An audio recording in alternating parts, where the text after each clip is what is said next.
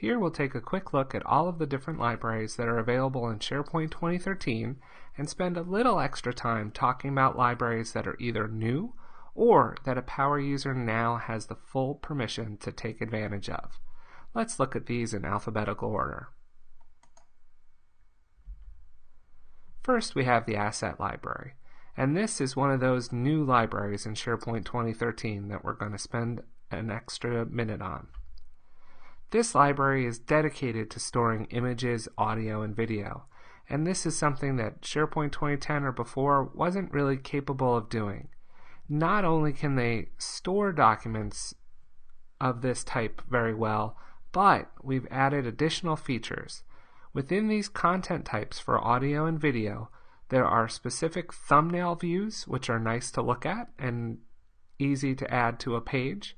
And a very important feature is metadata extraction.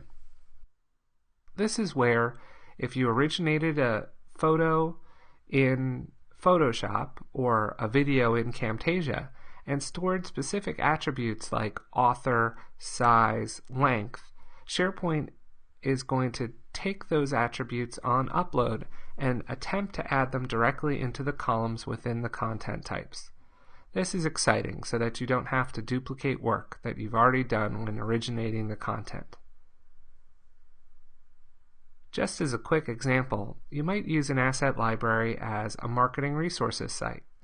Say you have one specific picture of all of the executives in your company. Maybe you only have a few logos that people are supposed to use. Maybe you have those outing pictures that can be reused over and over, but you only want the good ones to be on those pamphlets that you're handing out.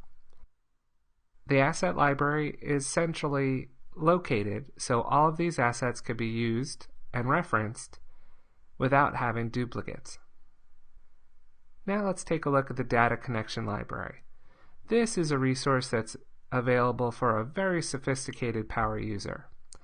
This allows you to centralize files that allow other users to connect to external data sources.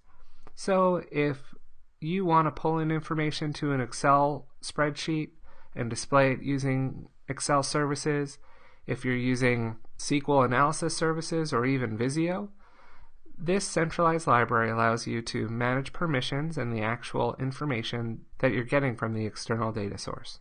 It's not the most commonly used library, but it's very powerful.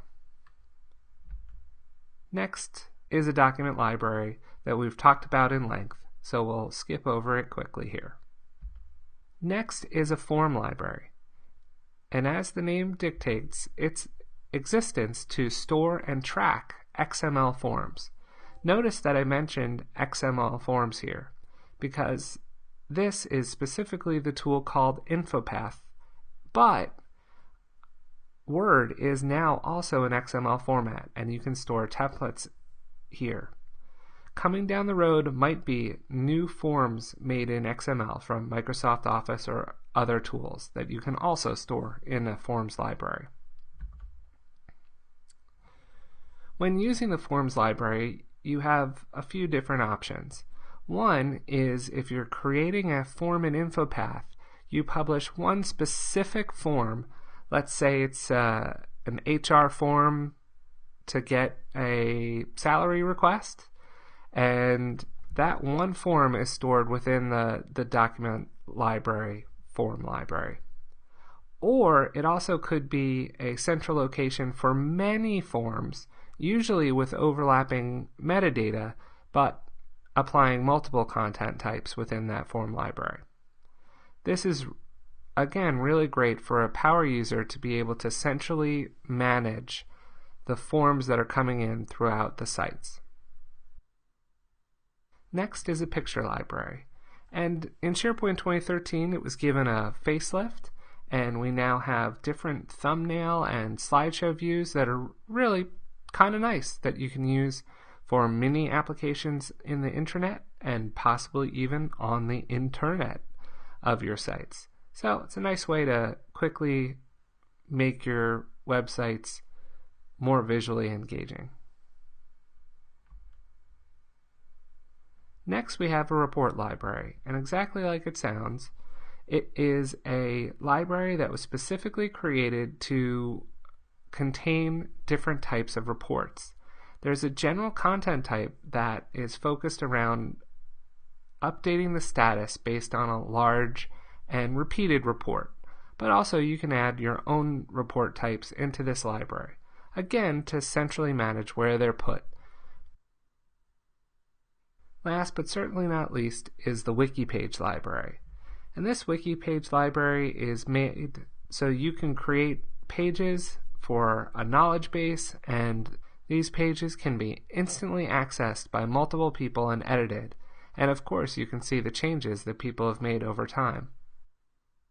A small secret here is that the site pages library of a standard SharePoint 2013 site is actually a wiki page library, where you can apply the wiki page formatting at any time, or you can just use it like an Office product and type directly into the page. Let's take a look at some of these libraries in action. Here we're at the asset library on our site. You can first see the obvious thumbnail views and the black overlay that has some information already on it that appears when you scroll over the picture. The asset library has custom content types for the different media files: image, audio, and video. This means that it can display different properties and present the information in different ways. Let's first take a look at an image, and then we'll end with a video. Here's an image that's already been uploaded. Let's take a look at the properties. Here you can see title, keywords, a thumbnail preview, picture size, comments, author, date picture taken, and copyright.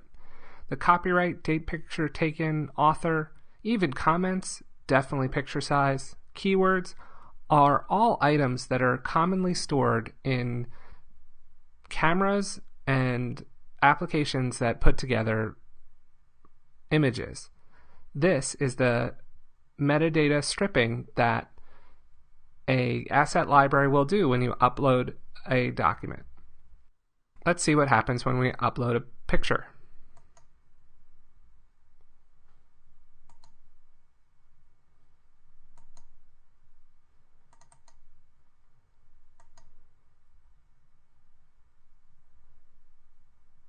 Here you can see basic information.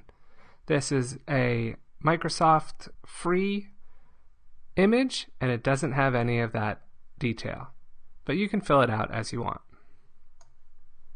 Here we can take a look at the different attributes that the different content types provide.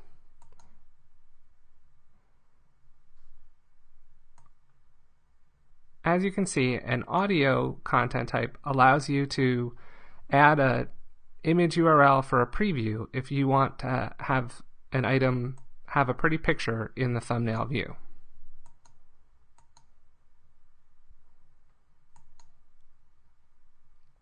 Now let's take a look at a video that's been uploaded to this document. This is a major difference in SharePoint 2013, and it really looks like most applications how we would expect a video to open.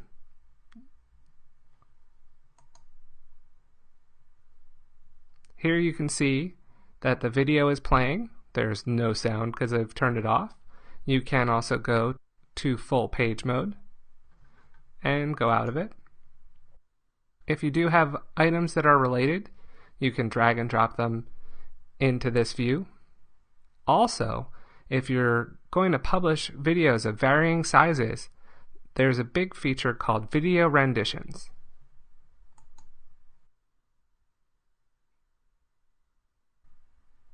A video rendition allows you to upload multiple versions of the same file, and SharePoint will automatically detect which rendition it should present depending on different attributes of the user's computer, bitrate, and what they're expecting. As you can see, with the introduction of video, thumbnail, metadata stripping, and the overlay, the asset library is a much improved library that can be used by a power user for many things. Just like its predecessors, SharePoint 2013 automatically lists libraries under the library heading within the Quick Launch. Let's take a quick look at a few other libraries: Picture Library, Form Library, and Report Library. First, the Picture Library.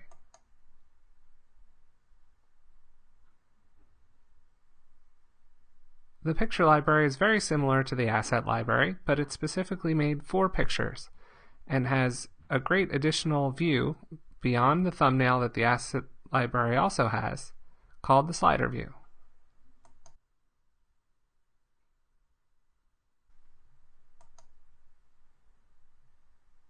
Okay, maybe not the same as those custom sliders, because you can see that the image automatically grew to its real size, but still, great added functionality than existed in previous versions. Let's take a look at the Form Library.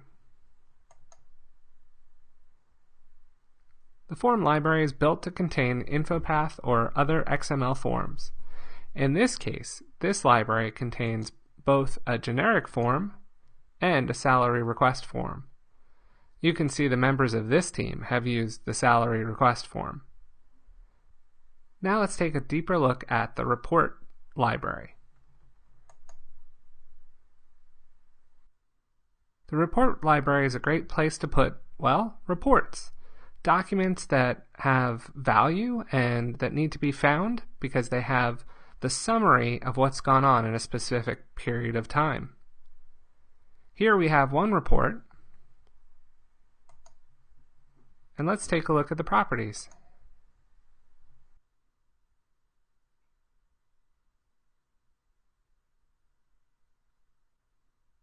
Here you can see that SharePoint again has created a content type specifically for a report, letting you describe what the report is, identify who the owner is, place it into a category of your choosing when you edit it through the library settings, and also makes a suggestion about the status of the report. You can see this report is final, but you also have the choice of period to date or preliminary. This gives you a good idea that you could put in financial statements, progress on a project, all into one central location.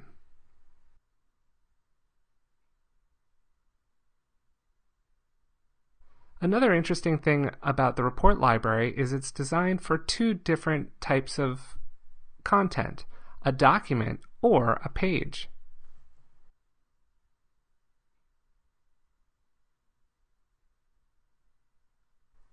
There already is a page in this library, but we're only viewing the current reports, so let's go to a different view.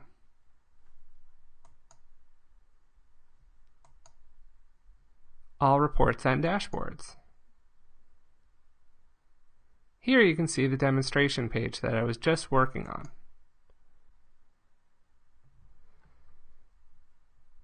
This page is a custom layout that puts a KPI or a status list on the top of the page and shows two Excel Web Access web parts. In this case, I connected one of them back to the report to show a pivot table of the information. Because this is Excel Web Access, you can fully utilize the functions of Excel through this web page.